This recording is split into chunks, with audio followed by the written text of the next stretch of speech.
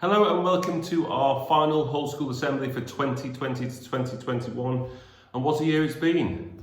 So the fact that some of us will be watching this in school and some of us will be watching this at home represents and reflects the challenging and unusual year that we've had. But despite all those significant challenges we have faced as a school community, we have so much to be proud about, which I'm going to talk about during this assembly. But first up, we have Mr. Huck here with a fantasy football update. Hello everyone, this will be the final presentation for the Premier League season 2020 to 2021 and in it I'd like to go through the manager of the year. So we look at first, second and third place, and then we look at the overall DHSB standings and the staff league standings. So manager of the year for 2020, in third place we have Noah Carlisle from 11C with 2,245 points. In second place, only 3 points ahead, was Nathan Trend from year 13, 2,248 points. But the runaway winner and someone who's been in first place for quite a considerable time, Sasha Sapelkin-Tambling of year 13 again, with 2,339 points, almost 100 points ahead of Nathan in second. So, following are pictures of me awarding the prizes to the boys. So Noah, who received £20 for third place, Nathan, who received £30 for second place, and finally Sasha, who got a whopping £50 for his first place. So well done to those three. They played really well. As for the league standings, you can see Sasha, Nathan and Noah at the top. Mr. Bunny did really well to come in at fourth, followed by Joe Hibbert in fifth, Sam Hughes of 11C in sixth, and Mrs. Asquith came in seventh, another member of staff in the top seven, so well done. As for the staff league, well, Mr. Bunny ran away with that, 120 points ahead of Mrs. Asquith, who in turn picked Mr. Anderson right at the end of the season. Mr. Nab ended up in fourth, and I managed to sneak past Miss Bevan on the last games of the season. It's pretty tight after that, except for Mr. Manley and Mr. Roberts in 11th and 12th. And then we've got the chasing six at the back with Mr. Morris, who unfortunately ended up in bottom place, but holding us all up. So next season, starting 2021-22, we will start hopefully by the 1st of October. So I'll get details out to you all early September. So if you want to join, do so as soon as possible. And as usual, the prize money is dependent on how many join. We had about approximately 100 people last year, so hopefully we can get that or more this year. Thank you very much for your attention.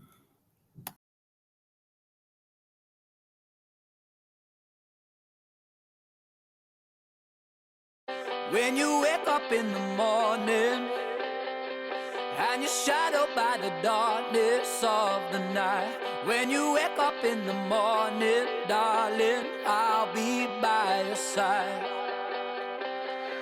When you get a little lonely and you lose your rhythm, don't give up the fight.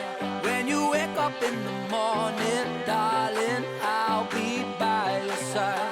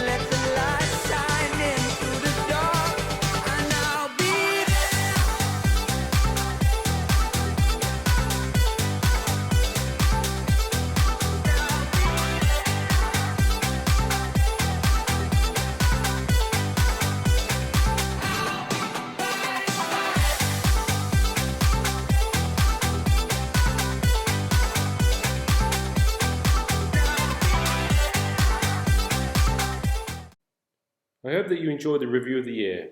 One of my favourite parts, reflecting on everything that has happened this year, was so much to celebrate.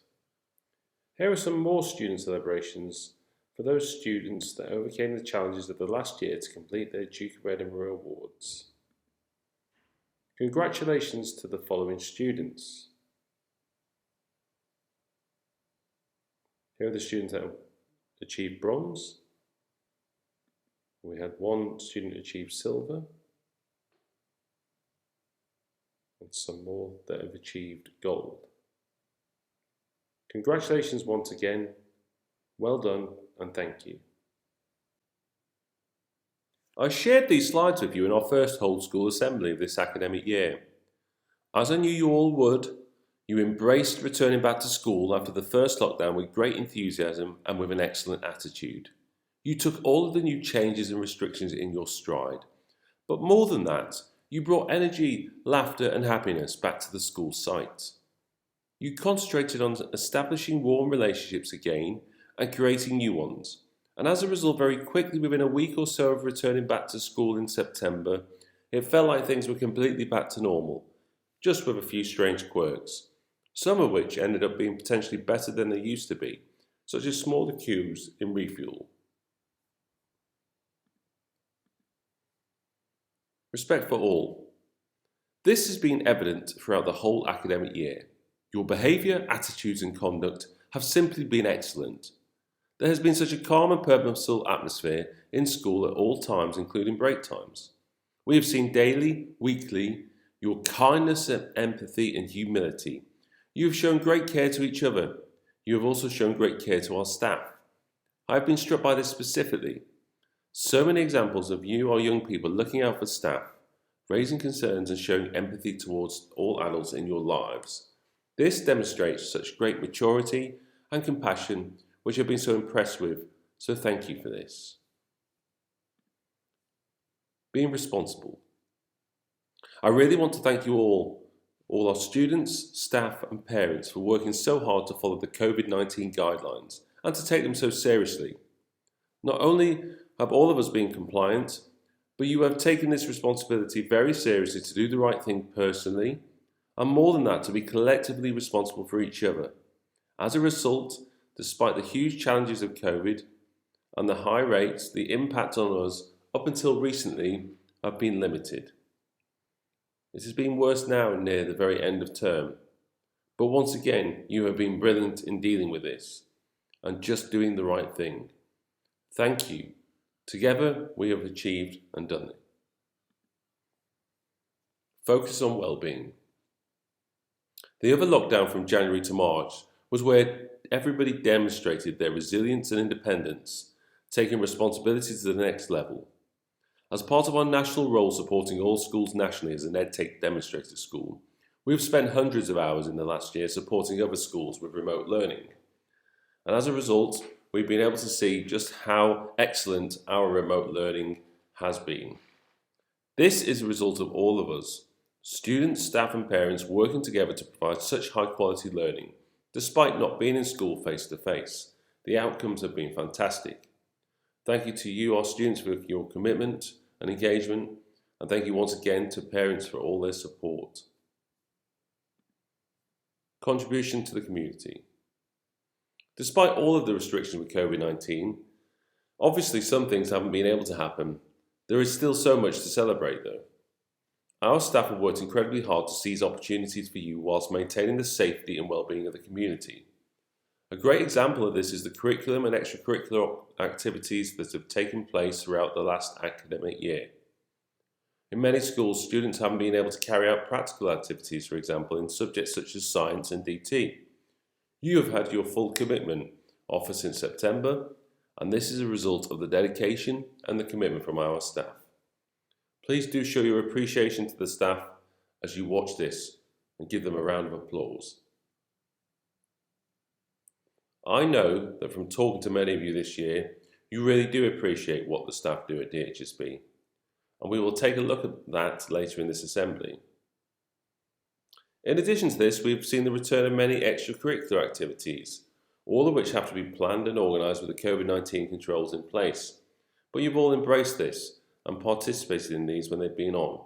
And it has been a great way for your own personal and social development to return, and we've enjoyed watching.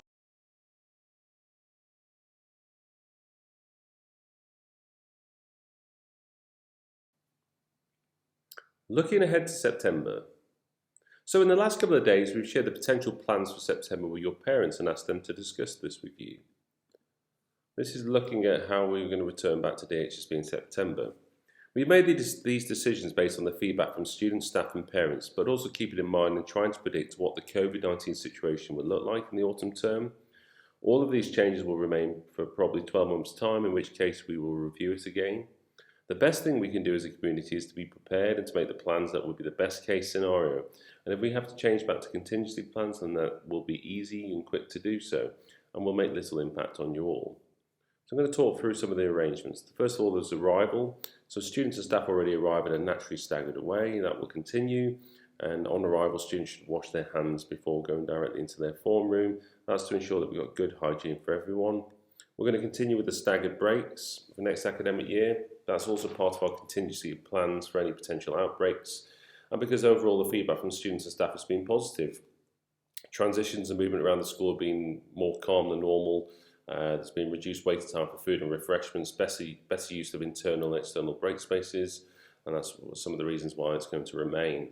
On moving around the school, the one-way system will continue to be in operation, but it's going to be significantly modified. So there will be one way in and one way out of the main buildings, and on stairwells we'll ask students to keep to one side, but basically you'll be able to move freely around inside buildings, which will minimise the long walking around, but there are still benefits to going in one entrance and one exit, so that will continue.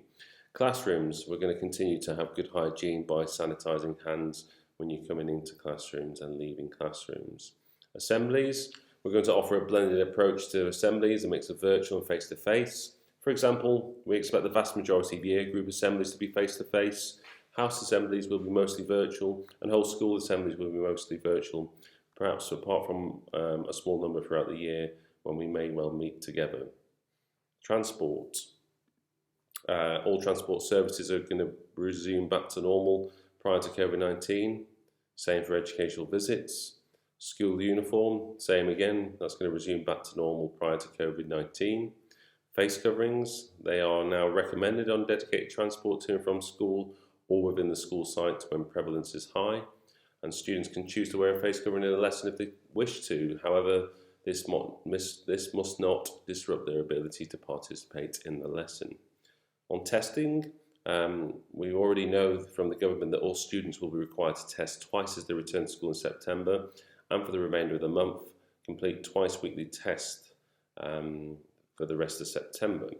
We will probably know in September if that's going to continue past September or not, but at the moment it's just for September. On curriculum and extracurricular, that's going to resume back to normal prior to COVID-19. For PE, we're going to once again resume back to normal, therefore you must wear your school uniform every day and get changed into your PE kit when you have games and PE lessons.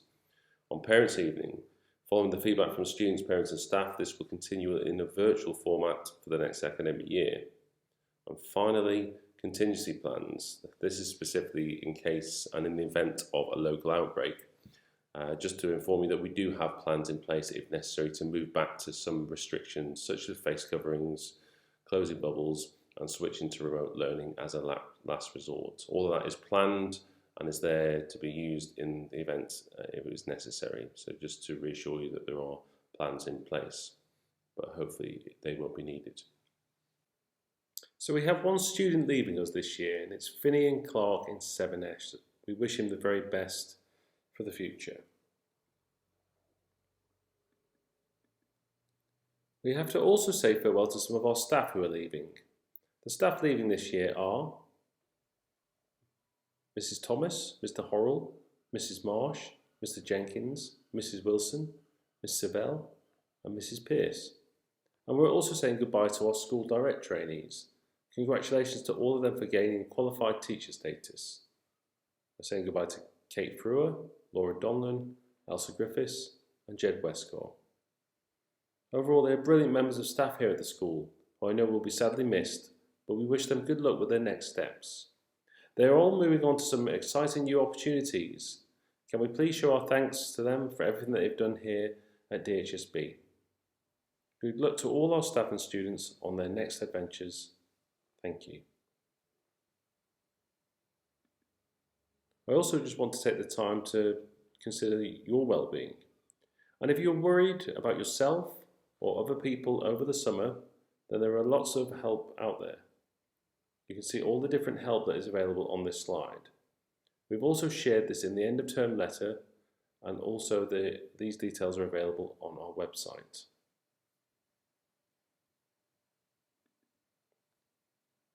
And finally, we normally end with a video that the staff create for you, the students, but after this extraordinary year, we thought we would turn this on its head. So thank you to the students led by Noah Evans. They've put this together with a little help from their parents, dedicated to the teachers and the support staff at DHSB, just to show how much they appreciate you. We hope you enjoy it.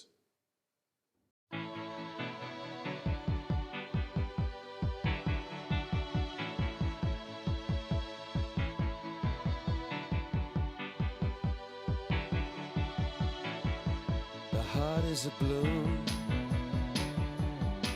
shoots up through the stony ground. There's no room, no space to rent in this town. You're out of luck, and the reason that you had to care, the traffic is stuck, and you're not moving anywhere. You thought you found a friend to take you out of this place, someone you could lend a hand in return for grace. It's a beautiful day. Sky falls, you feel like it's a beautiful day. Don't let it get away. You're on the road, but you've got no destination. You're in the mud, in the maze of her imagination. Your love is down,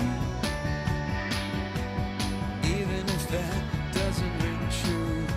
You've been all over, and it's been all over you. It's a beautiful day. Don't let it get away. It's a beautiful day.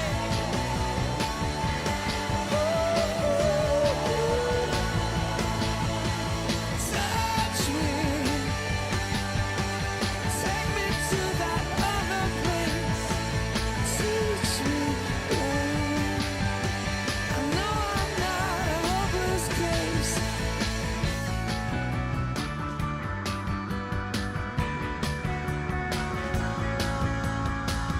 See the world in green and blue. See China right in front of you. See the canyons broken by cloud. See the tuna fleets clearing the sea.